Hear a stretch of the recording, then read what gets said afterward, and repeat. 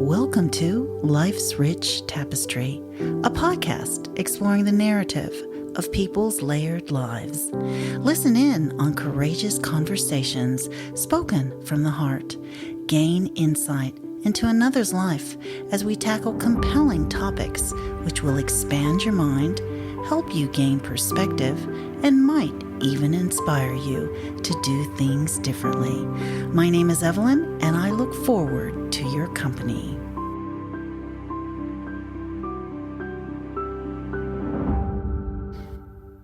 Yes, and welcome to another episode of Life's Rich Tapestry.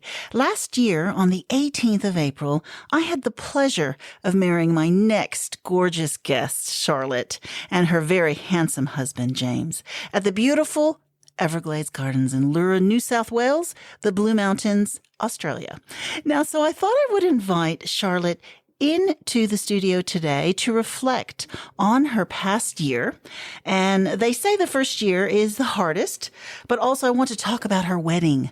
Some of the things she was happy that turned out, maybe in hindsight, what she would have done differently, or if anything was a waste of money, and etcetera, etcetera. And also a bit of advice for some potential couples.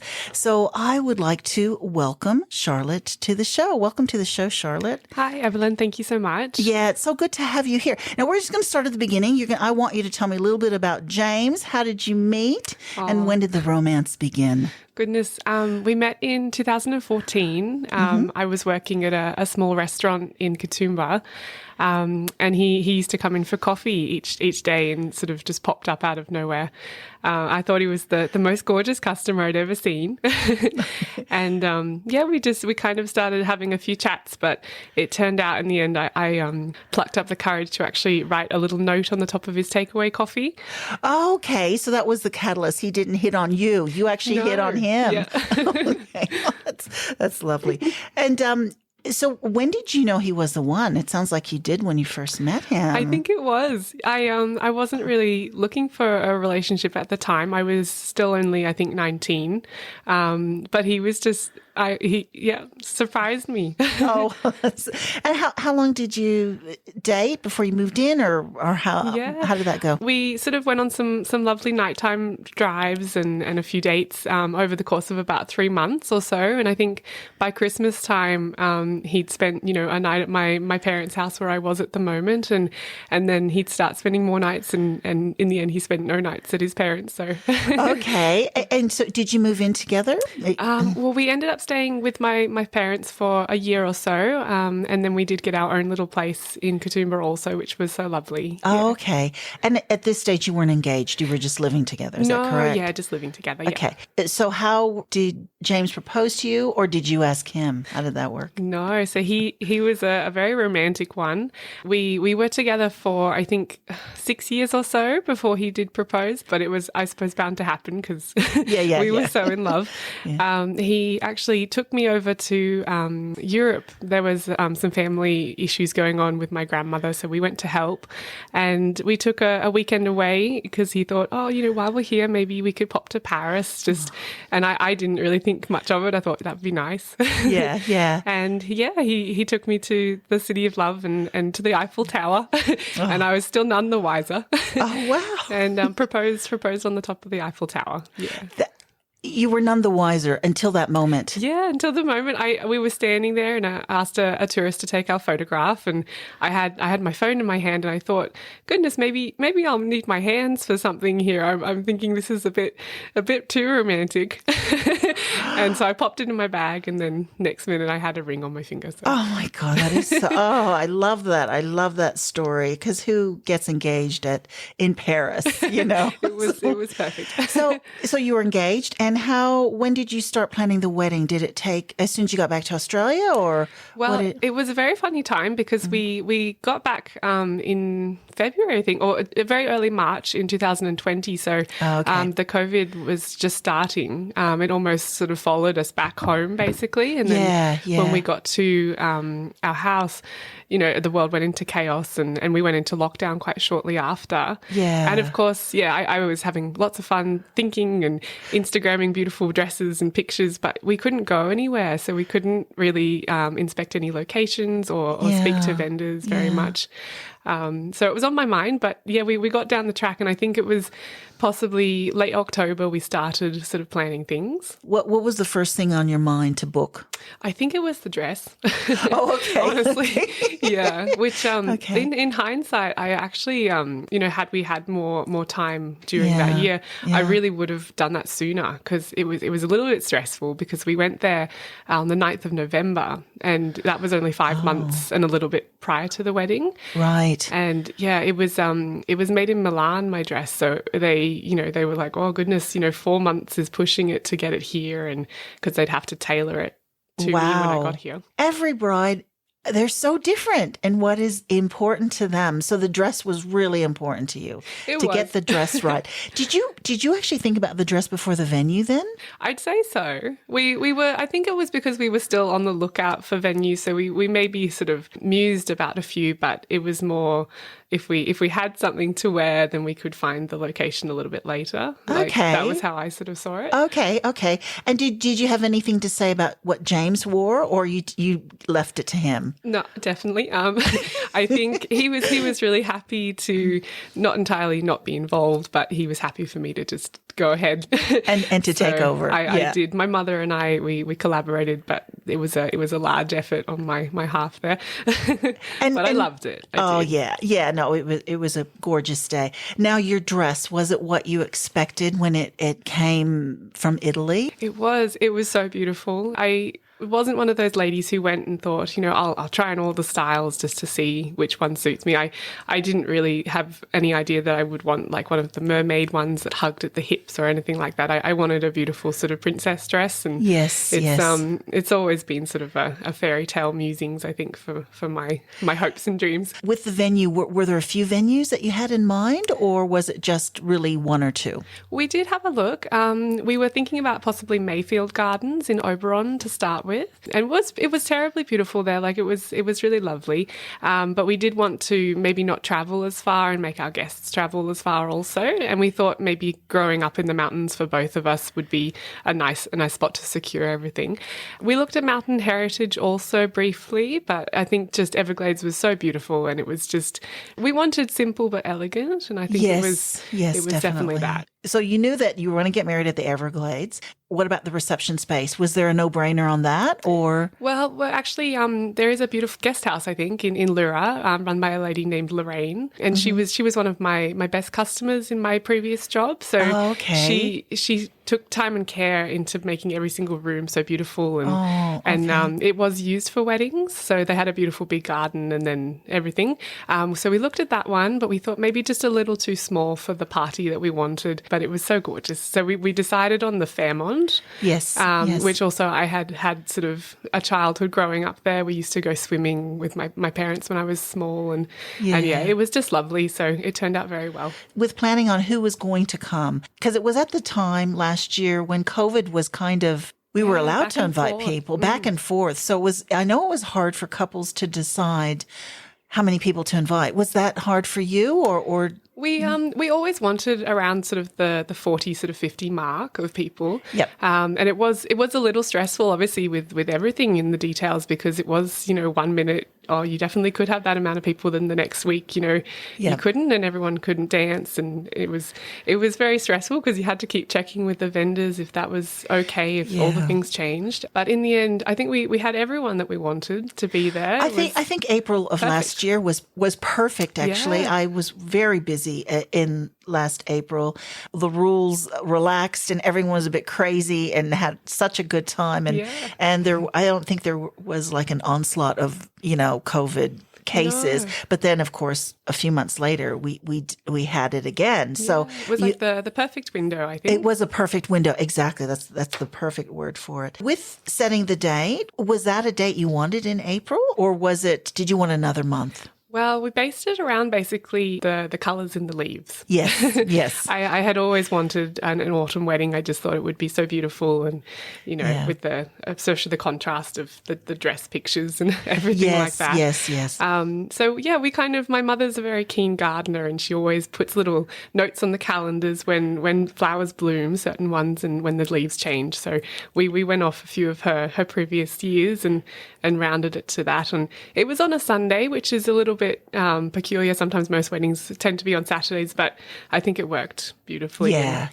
And did you choose Sunday because maybe it was a little bit more inexpensive, or was it a special day? Was the 18th of April actually a special day for you, an anniversary or something? It wasn't as such, no. I think we just thought it was perfect and everything was going to be beautiful. Yeah. And it was. It was really beautiful. Now, okay, I just want to talk a little bit about the extra things that you had during the ceremony, and if they were worth it, because I don't think you really realize it until afterwards. Like, oh, maybe Definitely. I could have just not done that, Now, what about the flowers? Were the flowers exactly what you wanted, or did you maybe think, oh, I could have had a little bit more, I could have had a little bit less?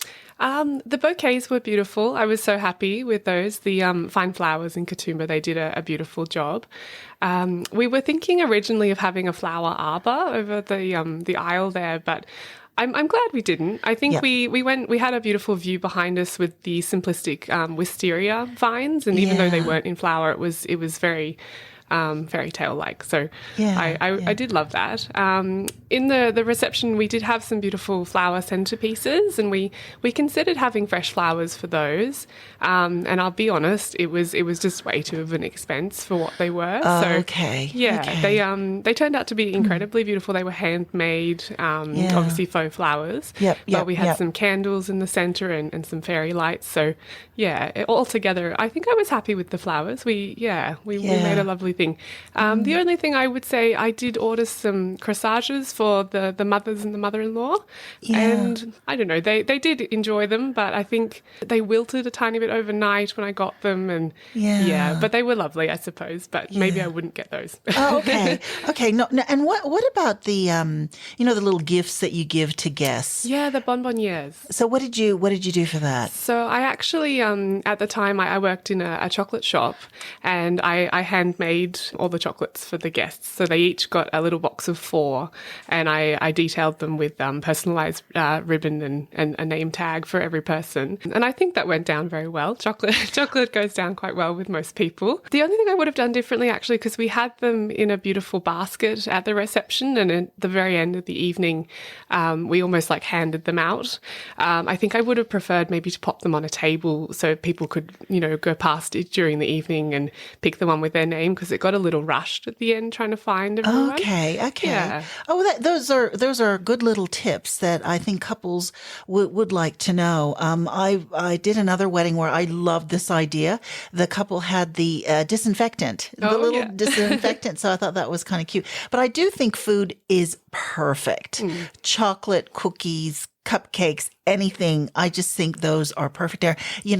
Rocky Road, like you said, handmade chocolates, I think are really, really good. I mean, I see the tea, I see the bottle opener, I see those other things as well. And sometimes I just wonder if, wow, that's just so much extra you have to pay. Another really good idea is I went to a wedding. I wasn't part of it. The couple actually had $1 lotto ticket on everyone's table. And I thought that was a good idea. That just $1 scratchy, because it's only $1. So I thought that was a really, really good idea. So what about your cake? Were you happy with your cake? I definitely was. It was a beautiful cake. Definitely in the end. We had a few sort of hitches along the way. I'm actually a wedding cake baker myself. And so originally I considered making my own one, and I was rather excited because it'd be, the biggest one I would have ever done for myself. But I think in the end I considered, it was going to be such a big day, and there was so much other planning so much to do, to organize. And I think I much preferred spending my time, thinking about the day to come rather than stressing that the cake was finished and ready. So we did look into a few sort of bakers, especially around the mountains. Unfortunately, I had a bit of Yeah, it was a bit unceremonious, really. There was a baker who was fully on board. She was going to make me some samples. And then out of the blue, she just said, oh, no, I'm busy that day now, so you'll have to find someone else, unfortunately. So, why did she give you at least a bit of time, or was it too close? It was possibly about maybe 4 weeks. So it is pushing it a little. Obviously, maybe she had something that happened in her life, so that's fine. Yeah. But yeah, what I would recommend is definitely keep quite a few vendors in tow until you get sort of signed off on the cake, because it's good to have the options until the end just in case anything happens. Yeah. Actually, on that note, what is the time frame in ordering? Okay, we know with the venue, it's about you book it about a year before, right? Yeah. Or 6 months before. And the flowers and all those little things, the cake, when do you think that's a good time to start booking? Yeah. Or for you, what worked for you? Definitely. Well, the flowers, I think we did, it was probably only 3 months prior. Like I said, we sort of, everything was a little later in the day, so better to give yourself more time than not. But yeah, they were obviously depending on the type of flowers that you're after as well during the season. It's best to speak early with the florist so they can organise what you're after. Yeah. But yeah, the cake in the end was only about 4 weeks prior, and it ended up being by Simone Logue, who is actually, I think it's my second cousin. She's my uncle's niece. And she runs a beautiful company in Sydney. They make, fresh pies and quiches and wedding cakes. And yeah. So it was beautiful. I saw photos on Instagram. It was very, very nice. Thank you. It was very nice. If you look back on the day, what was the highlight of it? Oh, goodness. There was probably when we were first standing up there and we were listening to your lovely voice, because you were the one who married us. And James, he's not an emotional person as such. He'll get excited about things around me, but just in general he doesn't really show much. And yeah, he started to get a bit teary. And I think that was very, very lovely. It just showed how much it meant to him also. Oh, that's lovely. I love my job. I do get to witness those moments, and I love it. And I love when the bride first walks down and the groom's looking at her. I'm so lucky. I get this, firsthand experience of this beautiful moment. Now, I know you chose me as a celebrant, but were there other ones you were considering, or I mean, gosh, this is probably self-promotion here, but no, I don't. I mean, but when you were looking at a celebrant, what were you looking for? Yeah, well, we were looking for, obviously, there's celebrants who can flex sort of between being very casual and also very, reserved during the ceremony, depending on what you're after. We wanted sort of in between, and we definitely got that with yourself. Yeah, thank you. Yeah, you presented such a lovely, lovely air to everyone, and everyone felt welcomed, and yet it wasn't so serious. Like, you let a little bit of humour in there, so everyone felt comfortable. And yeah, that was basically what we were after, just a casual elegance, I think. Oh, okay. Oh, great. There you go, self-promotion. Yeah. Blue Mountain Celebrant. No, kidding. But no, thank you. But I was wondering, did you look at any other celebrants, or did you? Oh, sorry, yes. Yeah, we didn't really. There is a friend of mine, her mother is a celebrant also. I hadn't actually met her prior, but she was lovely. I had met yourself before, and I'd always loved your personality. You're always so bright, and it's a no-brainer.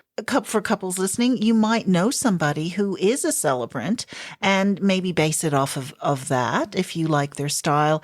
Also, I think it's important, to look at their social media as well and see if you resonate with their style. Look at their reviews. I think that is important as well. There's other things I think you can look at as well. So with the photographer, how did you choose the photographer? Oh, that was exceptionally special to me. I have a very romanticized sort of view of my life and everything. So the photos just had to be very, very specific, because that's what you have after the day is gone. You have the memories and you have the photos to look back on. So I looked around, and of course you think, a local person, because that would be easy. But no one did photos like this lady. Her name's Claire Elise, and she's actually from Brisbane. So we contacted her, and it broke my heart, because the moment I told her the wedding date, she said that she was so sorry that she already had a wedding that she was doing. And then I think we actually ended up changing the date. It wasn't because of the photographer, but I think some things got shuffled around, and I thought, oh, I'll give her another call, just see. And she was available. So we flew her down from Brisbane just so she could wow. be here. So that is really commitment to someone. It was special. Yes. And I do say that to couples as well, to look at their Instagram, look at their photos. Yeah. I think a good thing with photographers, you can actually see their work. Definitely. Whereas, with celebrants and, sometimes a lot of celebrants fake it till they make it. And there's a lot of photos in there that aren't truly their weddings. I hate to say that, but it is really true. But social media is kind of like that. We kind of show off a bit, don't we? And it's not our true selves. But I think with photographers, they show their real work. Yeah. And even videographers show their videos. So it's actually an easier decision, and probably florists as well. You're able to gauge their sort of energy. But I think it is a bit harder when it comes to personality sort of things. You have to see if you gel. Their photos can be really beautiful, but if you meet them and you don't gel in personality. No. Yeah, because it's what makes the photos, isn't it? Feeling comfortable and relaxed around them. Yeah. Yeah. So it is important to meet with them, see if you gel, because they're going to be in your space for a really long time. And for a very special time. For a very special time and some intimate moments. Were you, I can't remember if there were photos of you getting ready. There was a few, yes. She came to my house with my ladies and my niece for the flower girl. Okay. We were going to do some of the boys, but I don't think they were too fussed. Okay. So we did some of the dresses. Yeah. So you do have to feel comfortable if you're going to do in that space as well. Is there anything in hindsight that you would have done totally differently? Maybe not invite as many guests, or maybe made sure certain photos were taken, or something like that? Yeah, definitely. I had thought about it, especially at the reception. It was such an exciting moment, and everyone was all there, and you could actually speak to them. Whereas the ceremony, it was more just about James and I. And I wish I had more photos taken with all the guests and James and myself, just because I felt like I was flitting around all night, like saying hello to everyone, and it was very enjoyable, of course. But there didn't seem like a moment to stop to grab all the photos that I maybe would have liked. And, everyone was having a lovely time dancing. So we got some beautiful photos of those. But yes, there was a few, but, no regrets at all. It was a beautiful night. And one thing I definitely would change, we hired like a professional music DJ company. Honestly, not needed in the end.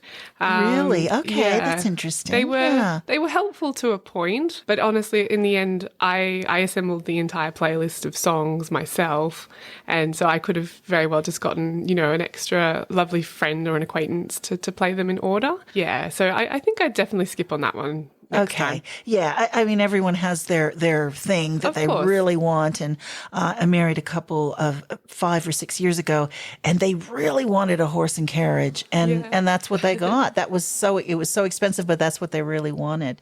So it's whatever, what's been on your list for your whole life. Like yours was the dress. And so that's fantastic. What about the food? Were you happy with the food? I was incredibly. Yes, it was. Good. It was very delicious. We were invited to the Fairmont prior to the wedding for a tasting menu. They were so accommodating. It was lovely. We decided on like a cocktail theme for the reception, so it was more just beautiful high tables with a few stools and some assembled tables in the corners, and it was lovely. I really wanted that so the guests could be able to mingle, especially with the two families joining together. Yeah. So they were more just like finger food, and every single one of them was fantastic. They were, and they were very open to feedback during the tasting menu also. So if there was any issues, you thought something was too spicy or anything like that, you could actually alter it. So the alcohol, what was the alcohol situation like? Yeah, so it wasn't incredibly important to us. We're not big drinkers, but we're also not averse to it. We did taste some beautiful wines also when we were asked to taste the entrees, and they were all lovely. We had some beautiful wines from Tasmania, and it was just a small array. I think we had 2 whites and a red and a sparkling. It was an open bar, so people could get drinks throughout the night as they felt. The party was merry, but no one got out of hand. Yeah. So I just wanted, because you had the wedding at a different venue compared to the reception. What was the time difference? Like, was there a big break in between? So if I remember it correctly, we had the ceremony at 2:00, and the gardens, the Everglades Gardens, they closed at 4. So we had to have the ceremony and then take some photos within that time frame.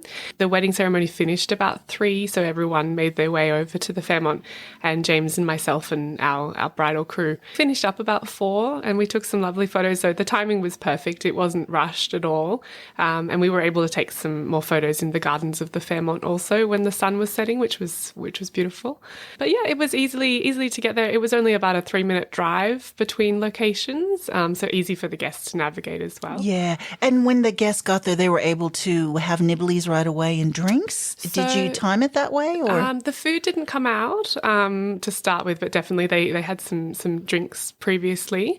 And then about 5:00, they did the entrance of the Mr. and Mrs. Oh, right. Yeah, we brought out the food after that one. Yeah. Okay. And did you hire an MC for that, or did a friend actually introduce you in? So my uncle was actually the MC. He's done many weddings before. Apparently, he's such a vibrant personality. He's the perfect pick, I think. Perfect. I have found that sometimes when I've spoken to brides, in hindsight, they would have wanted like a professional MC just to allow their relative to have a bit more fun during the day, or make sure that they don't drink anything, because at the end of the night they've had a bit to drink. So he was okay doing the MCing the whole night? Yeah, no, he was perfectly happy too. I think perfect. He almost felt honoured that we did ask him. Oh, fantastic. Yeah. And it does work that way too. But I've heard other stories where, definitely. with the person running the reception, I think it's a big decision couples need to make. Like if they want to, because it is a job. It is a job. It is a job. That's right. It's not, cousin Bob out there, drinking alcohol and, I got to introduce this person for a speech. Yeah. So okay. And in hindsight, what do you think you would have done differently, or was there something you wish you would have done, or you're glad you did? Definitely. Well, the night before, my mother and I, we actually popped to the reception venue, and it wasn't because we didn't trust the staff or anything, but we wanted to set up the tables, centerpieces and the candles, just so that we knew that they were where we wanted them to be, and we were happy. And I'm so glad we did. I'm sure it would have been perfect when we walked in the next day had we not, but it was just almost a peace of mind. Like it made me feel more relaxed on the day that everything was going to be how I had hoped. And yeah. Once you know that, you can relax and enjoy the day, because that's so right. It does. It goes so quickly. Another thing that some brides have done is they've done their own flowers, and I don't think it's a good idea, to tell you the truth, because those flowers need to be fresh. However, I have seen some amazing floral pieces from brides who've done it themselves. Yeah. But it is an extra stress that you have to worry about. So that's something to think about. Maybe you can do your own, maybe decorations on the table. But I think with the bouquets, because they have to be quite intricate, it might be a good idea just to think about a florist, to hire a florist. Yeah, definitely. So, because I have seen someone do flowers at the last minute. At the end, you could kind of tell, it was just a bit of an afterthought, because they probably got so busy and they just threw things in, vases and stuff. So it's just something, I know it's a big expense, but you could do some of it. But I think like the main things, like the bouquet, things that have to be fresh and done very, very close to the day, possibly not. Yes. I actually made my own shoes for my wedding, so I suppose things like that, when you can make them a lot in advance, that's probably a little money saver also. Oh my God! How did you make your own shoes? Well, gotta share. I didn't like fashion the shoes, but I bought a beautiful white pair. I wasn't a lady who was wanting to wear heels. Yes, because I'm already just a slightly taller than my husband anyway. So I just went for some flat shoes, and I bought some lace and some beautiful little white flowers and pearls, and did a bit of crafting. Oh, lovely. And if you're wearing a long gown, not many people see your shoes anyways. No. And that actually is something that I'd like to say. If you are wearing a long gown, you have to walk a bit. Yeah. It's good to be comfortable. Consider wearing flat shoes. I've seen some beautiful brides with these amazingly high heels, and you really don't see them. Sometimes couples do regret not having a videographer. What are your thoughts on that? I had definitely thought about it because I've always been a fan of films, and obviously they stand the test of time and they're always lovely to look back on. As I spoke about with the photographer, she was from Brisbane, and at that moment, it was 2 weeks before the wedding that there was a massive outbreak of COVID in Brisbane, and it actually looked like she wasn't going to be able to come. It was stressful. So we did have another photographer in tow. I felt a little bad because I didn't tell them that they were sort of second best, but they did similar photography, but not quite what I was after. And they did do videography, which I would have loved, honestly, but to sacrifice her photography style, I think I'm happy that we didn't have it. Oh, good. Yeah. And it is exceptionally expensive. I think it was an extra, it was $10,000 to have a videographer, depending on who you had, of course. But no, I think that the photos are beautiful. Oh, they are. They're absolutely gorgeous. Now, this first year of being married, how has that been for you? Has it been what you expected? I know you were living together, but I do think it changes things once you get married. Has it changed things for you? I'll be honest, it's slightly indifferent. It's really okay. I think we were so together as a partnership and in love before that life is just how it is, and we've shared this beautiful day to concrete that relationship, but we're still just ourselves. And we still do sort of lovey-dovey things and, spend lots of time together and beautiful moments at home. And now we have special rings. Oh, okay. But it's more just life. Just life and love still. Okay. Oh, that's beautiful. That is, you guys are very romantic and lovey-dovey, I must admit. But you both have gotten new jobs this year. Is that correct? We have, yeah. So that's interesting, getting married and new jobs. So has that been a bit of, put a little bit of stress on the relationship or no? No, not stress as such at all.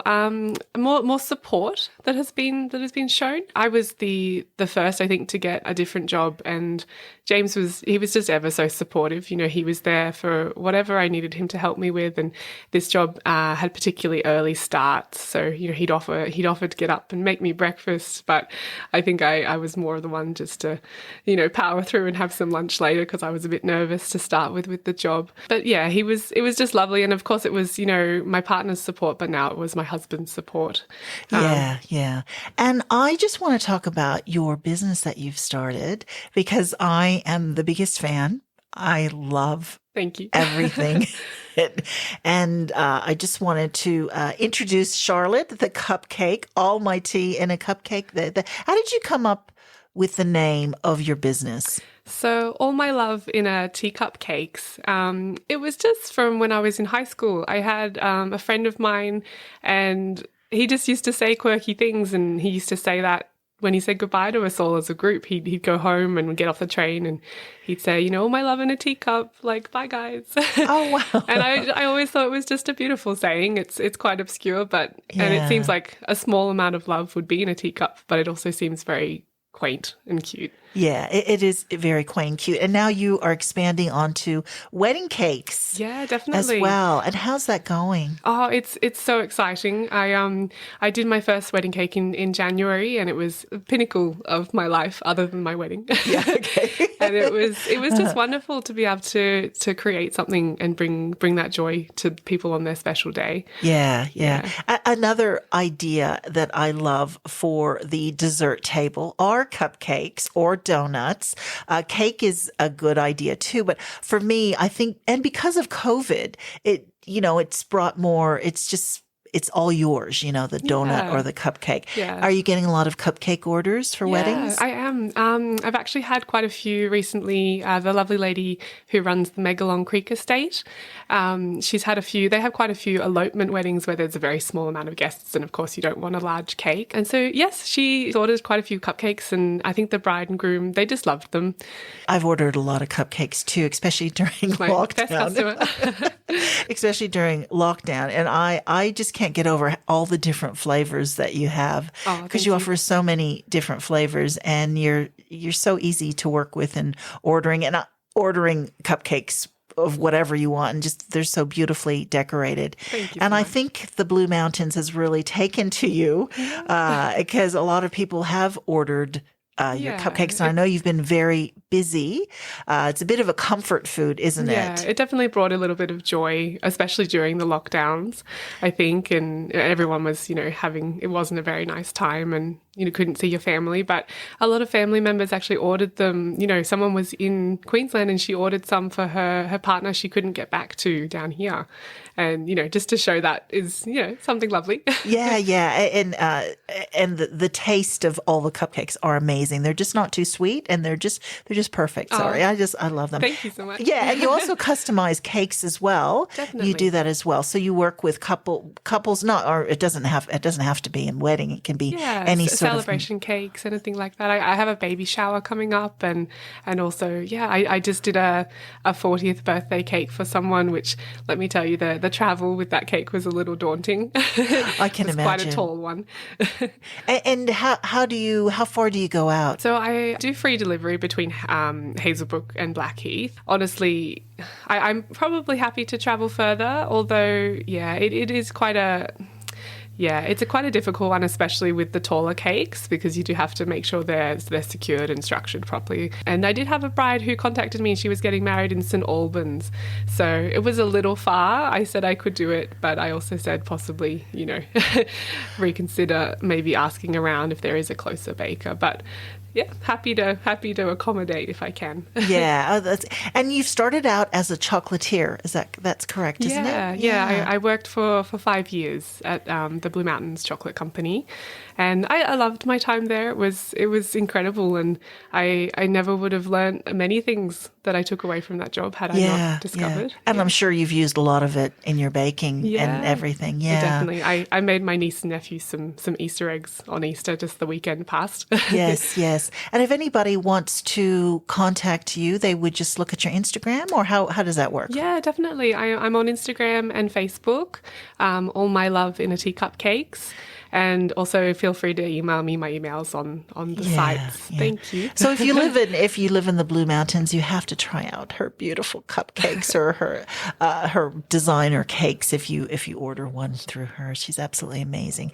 So this year for you has been great. You guys are going to be married forever. What about have you been talking about children? We have, definitely. It's something that I think we both would love. James has come from a family of 3. He has 2 sisters, and he's the youngest, the golden child. Yeah. But myself, I'm just an only child. So I think, it's always been a dream. I'm not, sad I didn't have siblings, but it's always been a dream to have a larger family. And watching James's niece and nephew grow up has just been lovely, because I've been around them when they were younger. I think we definitely would love some children of our own one day. Yeah. Yes. And I know that you use James's niece as the flower girl. Yes, yeah. And Leura. that is another thing to consider as far as weddings go. Was it a no-brainer to use her for the wedding, or Yeah, definitely. I think it was really important to make her feel part of it. James was almost like her dad, actually, when she grew up. So yeah, it was really special. And I think she was, at that young age where she didn't show exactly how she felt about it, but I think she was very happy inside. Yeah, she was a little nervous, but she thought being part of the wedding, of her aunt and uncle was just, lovely. Yeah. No, that's lovely. I love it when there's little children, but she wasn't that young. She was 12, I think. 12 is a good age. They'll remember that forever for the rest of their lives. So, you know what? It's been an absolute pleasure having you here today. Thank you so much for joining me. Thank you. It's been and I lovely. can't wait to order my next cupcakes and Definitely. and yeah. So thanks again. No worries. Thanks, Evelyn. Thank you so much for your company. Please tune in next week to Life's Rich Tapestry, where you will hear another courageous conversation spoken from the heart.